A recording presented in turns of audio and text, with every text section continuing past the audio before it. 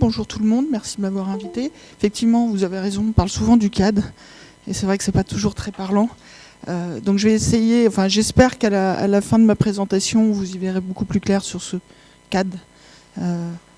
Donc je vais pas vous refaire le plan, rassurez-vous, je voulais juste vous remettre 2-3 éléments parce que ça va me permettre finalement, sans en avoir l'air, de vous introduire l'objectif même du collecteur analyseur de données, donc le CAD.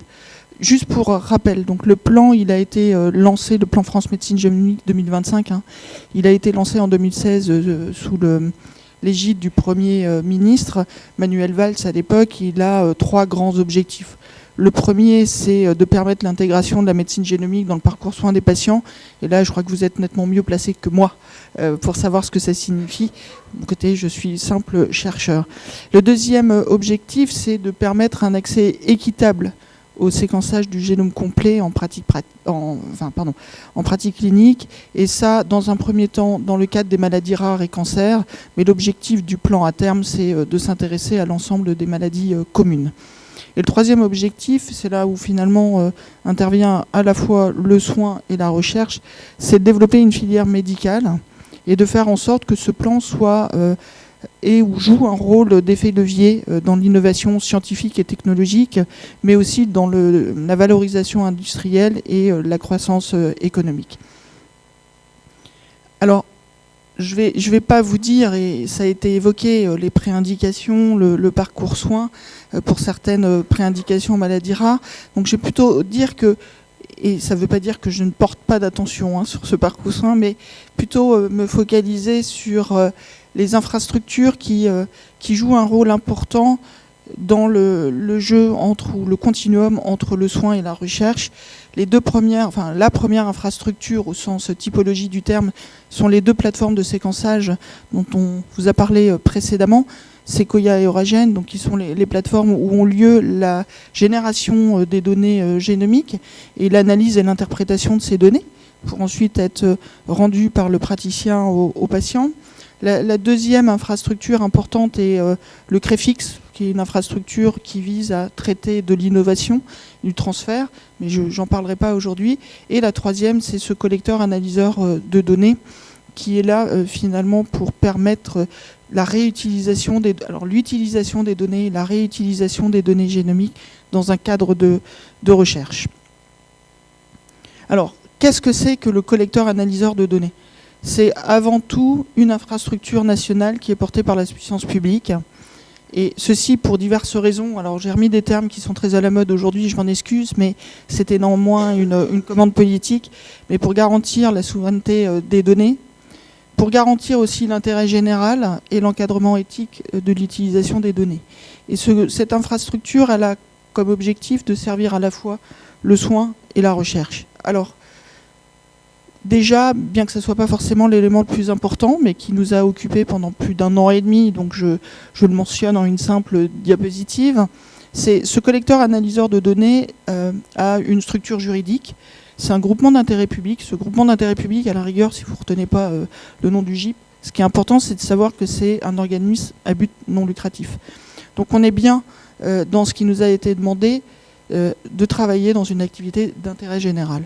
Ce groupement d'intérêt public, il a 9 membres fondateurs, l'État à travers le ministère de la Recherche et le ministère de la Santé, mais il y a également 4 établissements de santé, donc on retrouve les 2 plateformes de séquençage, Oragen et Sequoia, mais également l'association Unicancer et la conférence des directeurs généraux des CHU. Et également, le GIP est composé d'organismes et d'enseignement supérieur, avec l'INSERM, le CEA, l'INRIA et France Université, qui est ex-CPU, donc des représentants des universités de France. Alors ce groupement d'intérêt public, il a été créé pour 10 ans, renouvelable, et il est financé par les plans d'investissement d'avenir à hauteur de 80 millions d'euros pour les 7 premières années à venir. Alors ça, c'était pour l'aspect un peu gouvernance et institutionnel, juridique. Maintenant, comme je le disais, ce collecteur analyseur de données, il a vocation à finalement assurer, dans le cadre du plan France Médecine Génomique, ce continuum entre le soin et la recherche. Simplement parce que dans le cadre du soin, le rôle du collecteur analyseur de données, ça va être d'aider les praticiens, les biologistes plus particulièrement, à interpréter les données génomiques acquises dans le cadre du parcours soins et pour pouvoir ainsi améliorer le diagnostic et la prise en charge des patients, et ce, sur la base à la fois des connaissances acquises dans le cadre de la recherche, mais aussi sur la base d'outils d'analyse et d'interprétation qui seront mis au service de ces biologistes. Côté recherche, l'objectif du CAD, ça va être de permettre de donner la possibilité aux chercheurs d'accéder aux données génomiques acquises dans le cadre du parcours soins pour leur permettre de réaliser de nouvelles études de recherche et ainsi accélérer la recherche et venir indirectement alimenter la partie soins, d'où le fait qu'on aime représenter, mais on n'est pas les seuls, représenter ce collecteur analyseur de données comme une boucle infinie, dans laquelle il se trouve à l'interface entre le soin et la recherche. Alors maintenant, on rentre un petit peu plus dans le dur. Je vous ai parlé de sa gouvernance et de sa structure juridique. Maintenant, le collecteur analyseur de données, qu'est-ce que c'est concrètement? En fait, c'est un entrepôt de données de santé qui sera basé sur 2 endroits en France. Une infrastructure informatique qui sera basée dans le sud de la France, au CINES, pour le Centre informatique national de l'enseignement supérieur, qui est basé à Montpellier, pour lequel les données acquises dans le cadre du plan France Médecine Génomique, les données génomiques et cliniques issues du séquençage par Sequoia et Oragen, seront déversées dans cette infrastructure et resteront identifiantes et serviront dans un cadre soins. Et puis, il y aura une deuxième infrastructure qui s'appelle, basée au niveau du très grand centre de calcul du CEA, basée à Bruyères-le-Châtel, dans la région parisienne au sud, dans le département de l'Essonne. Et cette infrastructure-là servira dans le cadre de la recherche, et donc les données seront ici pseudonymisées. Alors, en fait, il faut bien comprendre que le CAD il s'inscrit dans une logique d'accès aux données génomiques dans des bulles sécurisées. Ça exclut donc toute possibilité d'extraction ou de copie de ces données si elles ne sont pas analysées. Donc, je suis en train de dire que pour pouvoir accéder aux données, il faut venir se connecter au CAD, mais que les données ne peuvent pas sortir du CAD et ne peuvent pas être transférées. Ça, c'était une demande qui revient à ce que je vous ai dit au départ, de demande de souveraineté des données, et donc une demande du gouvernement de positionner ces données à un endroit en France et devant rester à cet endroit. Alors, pour ce qui est de la partie plus recherche, en plus des données qui seront issues du parcours soins, des données génomiques et cliniques, il y aura également les données acquises dans le cadre de 4 grands projets de recherche pilotes qui ont été lancés au moment du lancement du plan France Médecine Génomique. Alors, ces projets pilotes, ils avaient initialement vocation à aider et à accompagner la mise en place des parcours soins du plan. Donc ils étaient là pour essayer de lever des verrous qui pouvaient être identifiés pour la mise en place du parcours soins, et puis pour différentes raisons, ils ont démarré après. Et donc, ils servent un petit peu moins dans leur rôle, mais néanmoins, ils ont un intérêt. C'est d'abord d'être des projets de recherche qui travaillent à la fois sur la déficience intellectuelle, le cancer des populations générales et bientôt sur le diabète. Et l'ensemble de ces données qui seront séquencées seront mises également à disposition de la communauté de la recherche pour servir comme données génomiques potentielles. Alors, les utilisateurs du collecteur analyseur de données sont de différentes natures. Déjà, pour le côté soins, ce sont forcément les biologistes, interpréteurs dont vous avez l'habitude dans le cadre des pré-indications, et donc ils viendront travailler directement sur cette infrastructure plutôt que de travailler sur les plateformes comme Sequoia ou Oragen, en tout cas pour Oragen, parce que ça va leur permettre de disposer à la fois de plus grande puissance de calcul, de capacité de stockage et d'outils d'interprétation. Et puis, en ce qui concerne la recherche, ce sont des chercheurs académiques, industriels, français ou européens, de différentes natures. Ils peuvent être plutôt bioinformaticiens, généticiens, biologistes fondamentaux. Mais donc, c'est comme ça que ça va se passer. Alors, vous voyez le petit logo ici, HDS, c'est simplement un logo de certification d'hébergement de données de santé. On parle de données sensibles. Et donc, comme ces données sont issues majoritairement de parcours soins médicaux, eh bien, on se doit d'avoir une certification HDS pour pouvoir héberger ces données. Alors, le collecteur analyseur de données, ce n'est pas simplement un un lieu d'hébergement de données, c'est aussi un pourvoyeur de services. Dans le cadre du soin, et vous avez évoqué l'analyse première annotation, où on voit déjà des résultats assez intéressants de ce qui est fait dans le cadre du plan France Médecine Génomique et dans le cadre du parcours soins. Donc le premier service, ça va être effectivement pour les plateformes qui le souhaitent, de pouvoir disposer d'outils d'aide à l'interprétation et à l'analyse de ces données génomiques, dans le cadre vraiment du parcours soins du plan France Médecine Génomique. Ce qui est prévu également, c'est qu'il puisse y avoir une réanalyse systématique réalisée tous les 2 ans pour pouvoir justement identifier de nouveaux variants d'intérêt. Alors ça, pas une réanalyse sur l'ensemble des données, mais sur des variants qui auraient été nouvellement classés comme étant pathogènes.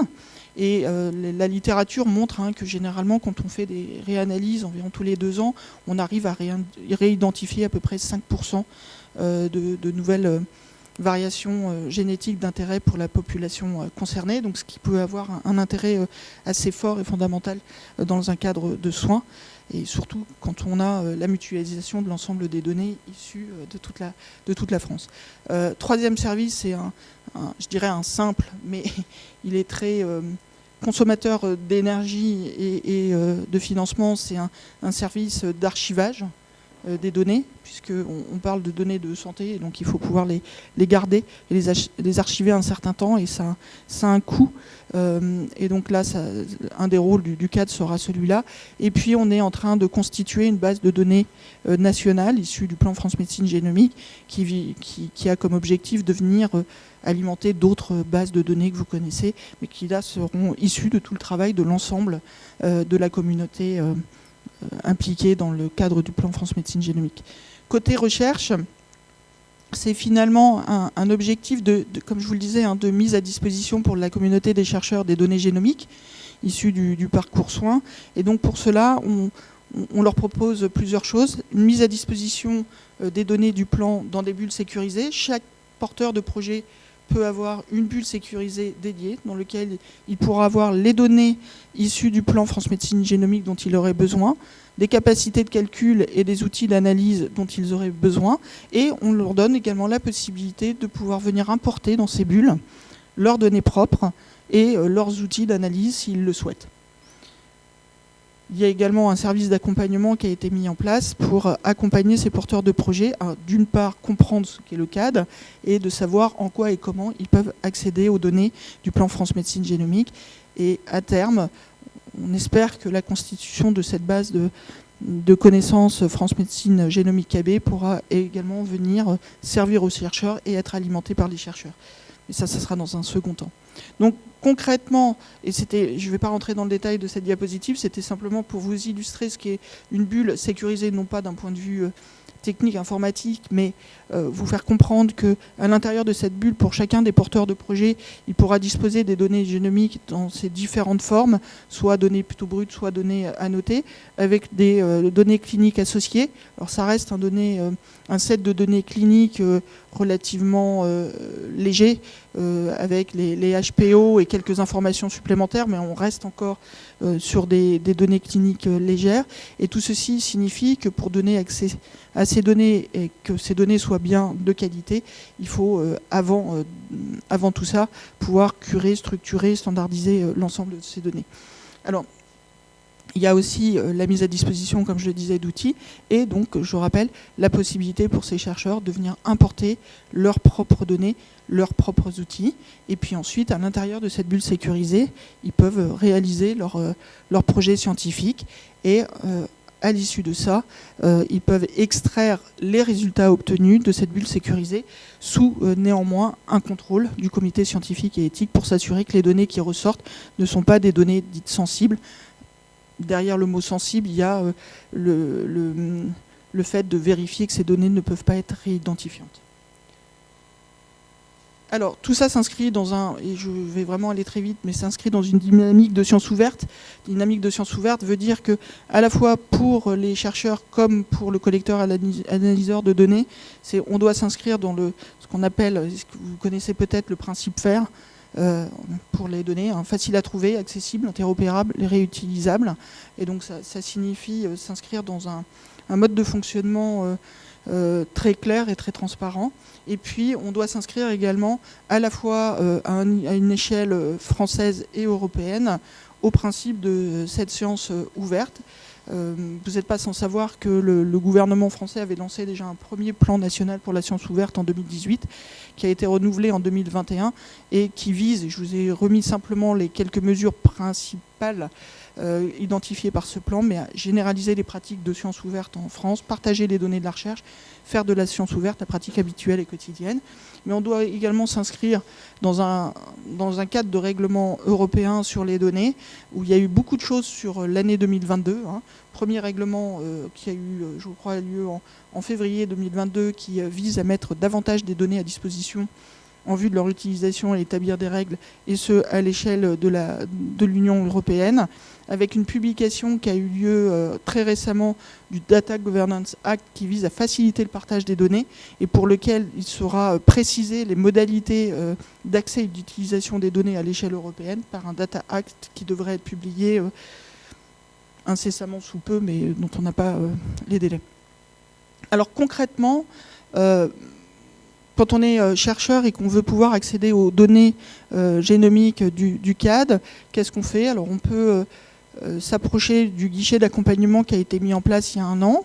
On trouve d'ailleurs les informations et l'adresse mail sur le site du plan France Médecine génomique, tout simplement déjà pour comprendre un petit peu comment ça fonctionne, et on fait ce que je suis en train de vous faire. On explique aux porteurs de projets en quoi consiste le CAD, ce qu'ils peuvent faire, ce qu'ils ne peuvent pas faire. A été mis aussi en place un dossier de demande d'accès. C'est un dossier qui n'est pas très conséquent, globalement.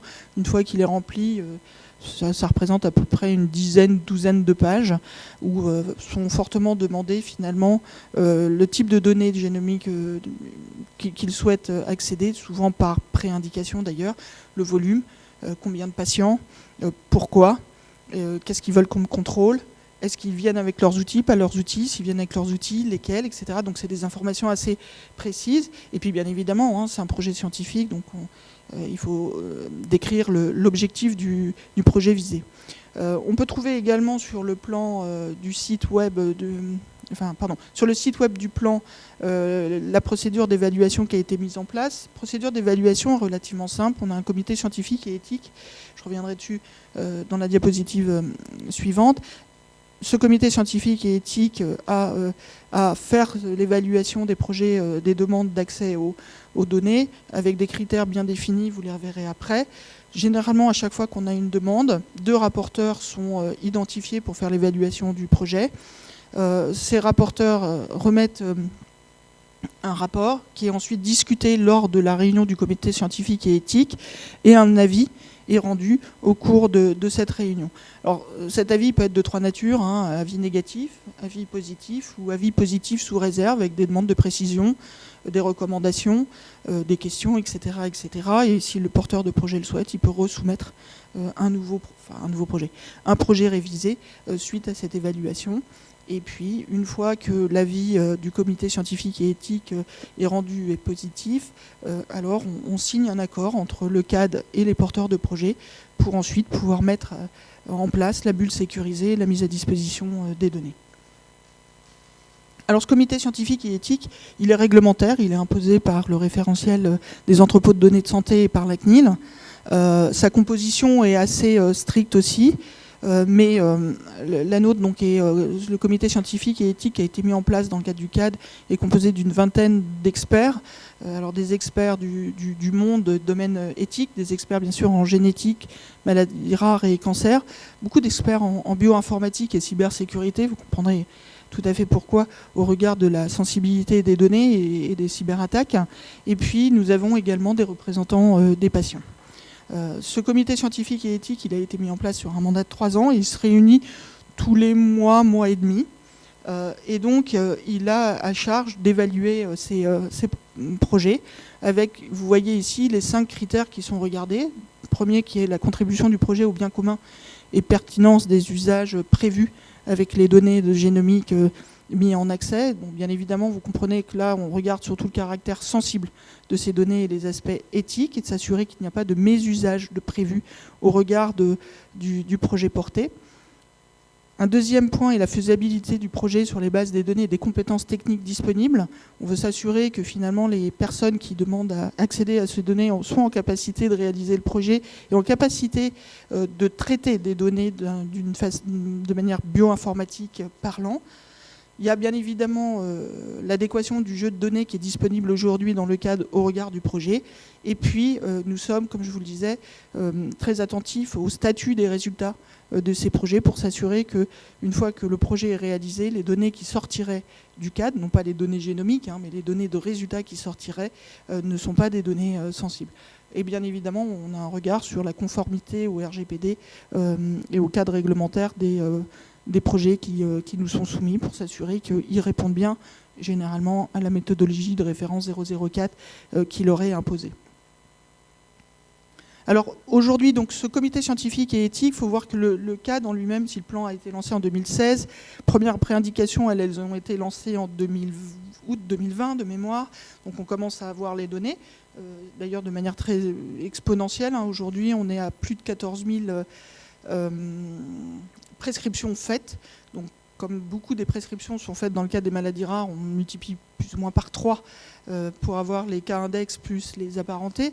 Donc on est aujourd'hui autour de 40 000 séquences qui sont séquencées ou en cours de séquençage, comme vous le disiez. Qui dit prescription ne dit pas que tout est fait.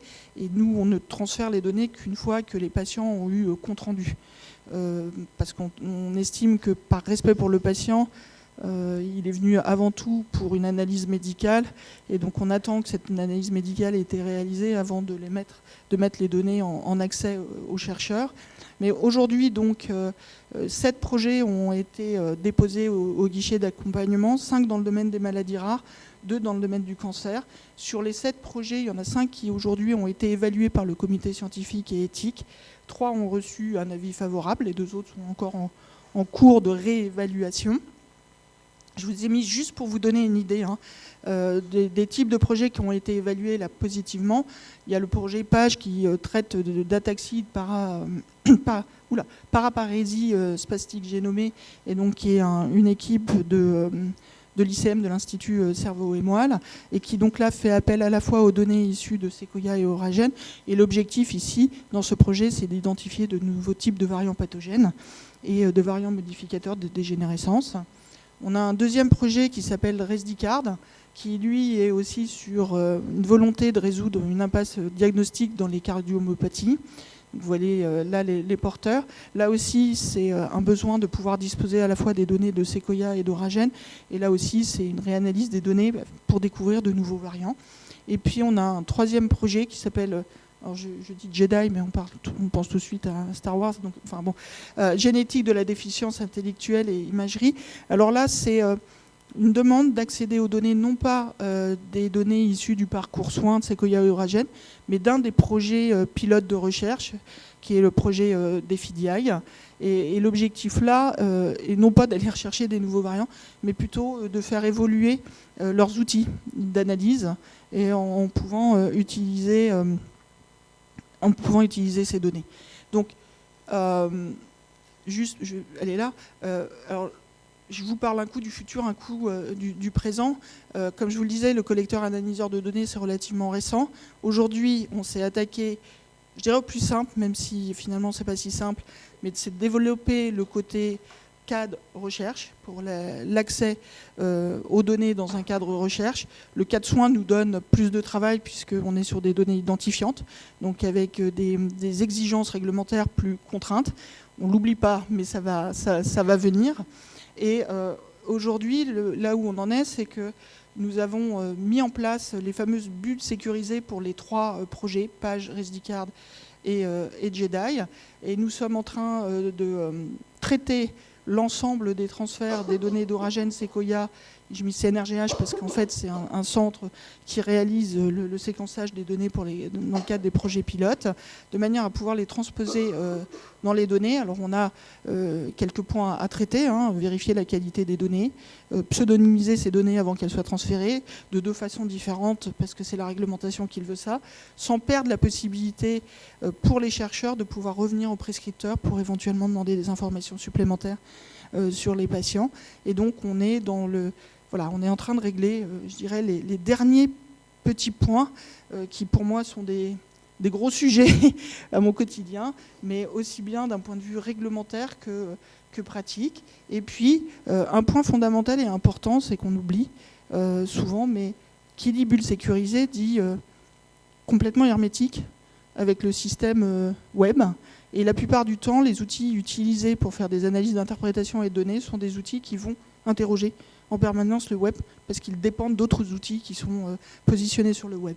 Or, dans des bulles sécurisées comme on est, cette interaction avec le web n'est pas possible. Donc, il faut en fait réadapter les outils pour qu'ils puissent tourner dans ces bulles sécurisées. Donc, en fait, c'est un travail supplémentaire à réaliser que nous réalisons, mais aussi que les porteurs de projets doivent réaliser de leur côté.